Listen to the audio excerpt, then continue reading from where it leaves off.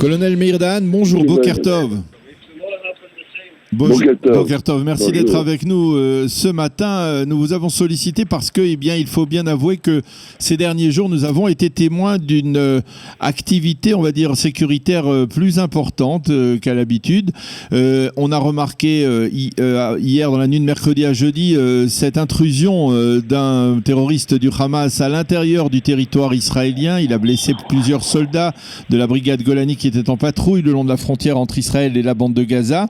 Et puis hier, selon des sources syriennes, Israël aurait tiré un missile en direction, apparemment, de terroristes du Hezbollah qui patrouilleraient ou qui se trouveraient à Kounetra, non loin donc de la frontière israélo-syrienne, sur le plateau du Golan. On a également parlé cette semaine d'une opération israélienne qui n'a pas du tout été confirmée, qui aurait pu se tenir donc en Irak contre des cibles iraniennes. Tout cela est un petit peu préoccupant. Comment vous expliquez ce regain de tension? On va commencer d'abord par le nord avec donc ces informations, c'est-à-dire ces tirs.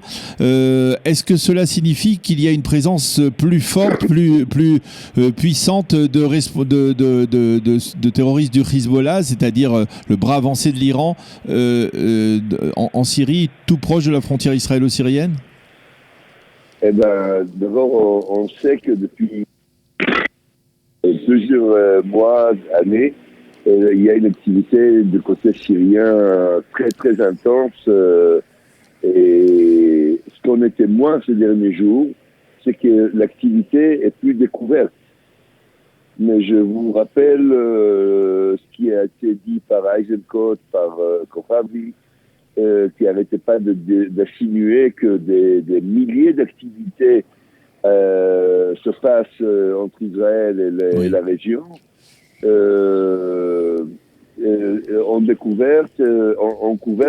sous grande couverture, mais l'activité est toujours là. Il faut dire quelque chose. C'est une activité, Meir, c'est une activité de responsables de terroristes du Hezbollah, ou ce sont des Iraniens eux-mêmes, ce sont les gardiens de la révolution?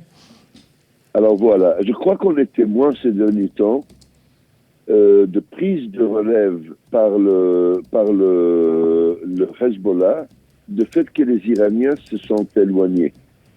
Et le grand signe de ça, c'est cette attaque, selon les informations en Irak, qui appartient à Israël. Et c'est ça, à mon avis, un détail qui est très important. Voir que Israël éloigne ses attaques du côté d'Irak parce que les Iraniens essaient de s'installer là-bas. C'est-à-dire ils auraient quitté la région, la Syrie pour... Quitter ces gros mots. Oui. Disons, se sont éloignés activement à créer une infrastructure un peu plus loin que, selon eux, doit faire beaucoup plus difficile l'action israélienne. Mais on voit les choses se passent en parallèle. C'est-à-dire qu'il y a une infrastructure en Irak qui se passe. À côté de ça, le Hezbollah qui accélère ses activités et qui s'approche de plus en plus. C'est-à-dire que le Hezbollah, c'est un petit corps qui est capable de faire plus de guérilla que les Iraniens. Donc, eux, ils se permettent de s'approcher un peu plus et d'essayer de tirer de l'intelligence et d'installation un peu plus proche de la frontière israélienne. À côté de ça, les Iraniens qui donnent un backup et qui essaient de s'installer un peu plus loin. C'est ce qu'on voit un peu dans la région, mais ce qu'on voit de plus, c'est qu'Israël ne ferme pas ses yeux et qui veut et qui est capable, qui est déterminé à éviter ce phénomène, comme depuis toujours d'ailleurs.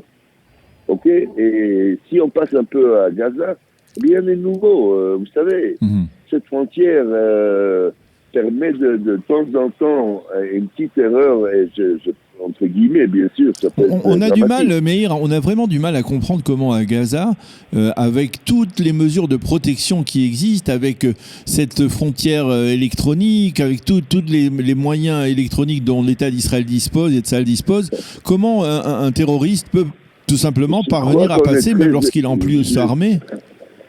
Je crois qu'en pensant ça ou en disant ça, on est très exigeant. Peut-être trop exigeant. Vous savez, vous avez des frontières de centaines de kilomètres tout autour et croire qu'on peut éviter à 100% une entrée d'une seule personne ou un petit groupe de gens, c'est une prétention mal placée. Vous savez, avec toutes les mesures, il y a toujours un moyen de pénétrer et de faire une action, surtout de la part de quelqu'un qui est chargé d'éviter ça. Je vous rappelle que cette personne fait partie de force qui est chargée selon les accords. Oui. De maintenir l'ordre de l'autre côté. Le Hamas, c'est pas l'ordre de maintenir, d'éviter à ce que des Palestiniens passent la frontière. Justement, c'était lui. Alors vous savez, on voit ce phénomène tout le temps d'un officier jordanien qui se réveille le bon matin et qui commence à tirer tout autour. Un Palestinien qui est sous accord essaie de faire lui-même les attaques. Enfin, on voit, c'est notre région, vous savez, c'est notre neighborhood, c'est le quartier de l'envie. Hein. Alors je voudrais revenir, Meir, je voudrais revenir sur cette information justement liée à l'Irak et donc à une possible intervention israélienne en Irak. Est-ce que vous pensez que les Israéliens vont pouvoir réagir en Irak comme ils l'ont fait sur le territoire syrien, ou alors cela risque d'être beaucoup plus problématique, y compris de la part des deux grandes puissances que sont les États-Unis et la Russie? Alors là, Daniel, vous parlez en général, mais il faut diviser ça en plusieurs et surtout en deux grands chapitres. Il y a la réaction de l'armée de l'air, il y a la réaction sur le terrain, des unités spéciales. Alors, votre question concerne plutôt les unités spéciales. Parce que arriver là-bas, c'est pas un problème. Sortir de là-bas en paix, c'est autre chose. Alors, la difficulté, bien sûr qu'elle est là. Vous savez, il s'agit dans un environnement très hostile, très compliqué et inconnu. Alors, c'est très compliqué, mais, vous savez, à ce qui concerne l'armée de l'air, quand un F-35 ou un F-16 monte en l'air, ils s'en foutent la distance qu'il doit toucher. Oui. Aujourd'hui, on a des moyens très précis. Non, mais je parle plus sur le plan, je parle sur le plan diplomatique, c'est-à-dire on sait que par exemple, il n'y aura pas une solution générale de la région. Oui.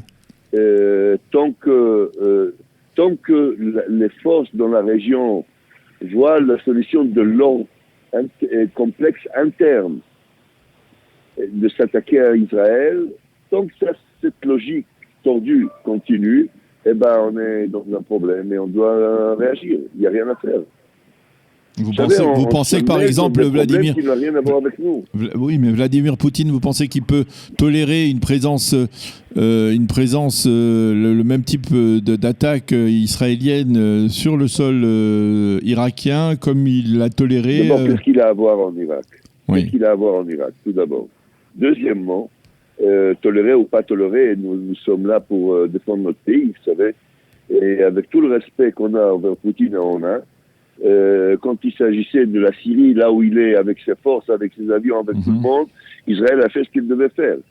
2 fois plus en Irak. Vous savez, d'ailleurs, je ne sais pas si vous avez remarqué, les Irakiens eux-mêmes n'ont jamais réagi.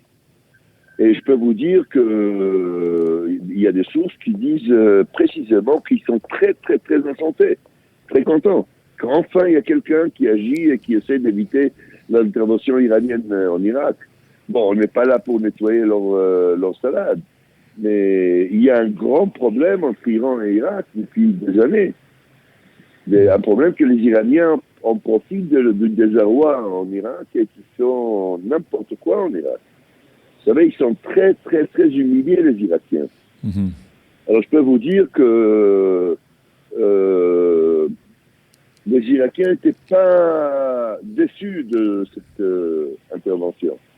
Mais vous avez dit que les Syriens, pardon, les Iraniens s'étaient un petit peu avaient reculé un petit peu de Syrie. Est-ce que on doit s'attendre justement après certains développements qui sont intervenus au niveau des deux grandes puissances que sont les États-Unis et la Russie? Est-ce que on peut s'attendre à un départ des forces iraniennes de Syrie, ou alors et leur remplacement, ne serait-ce que même pas par le Hezbollah, c'est-à-dire le départ des gardiens de la révolution? D'abord, c'est fait, Daniel.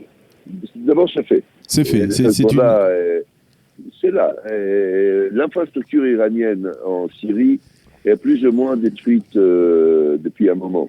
C'est-à-dire, le grand plan que les Iraniens avaient n'est plus là. Vous savez, ils ont bâti des unités entières faites par des professionnels soi-disant syriens ou étrangers avec un commandement iranien. Ces structures-là n'existent pratiquement plus. Enfin, oui, ils sont là, mais ils font pratiquement rien. C'est le Hezbollah qui a pris les places que les Iraniens ont évacuées. OK ? Le Hezbollah a ses problèmes aussi. Donc, ils ne sont pas là en grande force, ils sont là pour être présents et pour essayer de maintenir un bout de terrain, pour garder. Alors, je voudrais peut-être vous poser une dernière question, parce que le temps presse pour nous. L'armée israélienne a organisé cette semaine des manœuvres militaires importantes, un exercice militaire important à l'initiative d'Aviv Kochavi, le nouveau chef d'état-major de Tsahal, visant à justement essayer, en cas de confrontation avec le Hamas dans le sud du pays, là on revient dans le sud, à limiter dans le temps une confrontation. Est-ce que vous ressentez une nouvelle approche de la part de l'armée israélienne sous la direction d'Aviv Kochavi, une approche qui pourrait être plus musclée et avec une sorte de coup de poing plus fort, plus puissant contre le Hamas en cas de confrontation avec le mouvement terroriste? Eh ben, vous avez décrit tout le plan, c'est-à-dire c'était publié depuis un moment. Ça a commencé par Eisenkot. Oui. Et depuis un moment, dès que Kochavi est rentré en poste, il a déclaré le plan Tnoufa. Je ne sais pas comment on traduit en français. Et ce plan veut dire qu'il n'y a plus de petites mesures en début d'accrochage. C'est-à-dire qu'il a employé tout un système, une restructure de... Noufa, c'est plutôt mouvement, on va dire. Mouvement et... Pas mouvement, non. Mouvement, c'est mouvement en force. Oui. Noufa, c'est quelque chose qui mélange mouvement et force. Oui. Et la réaction, c'est-à-dire le grand de ce plan est que dès qu'il y a un accrochage qui commence, on n'est plus là pour maintenir une opération pendant 30 jours. C'est-à-dire on la fera plus avec des pincettes, avec des chirurgicales. Oui.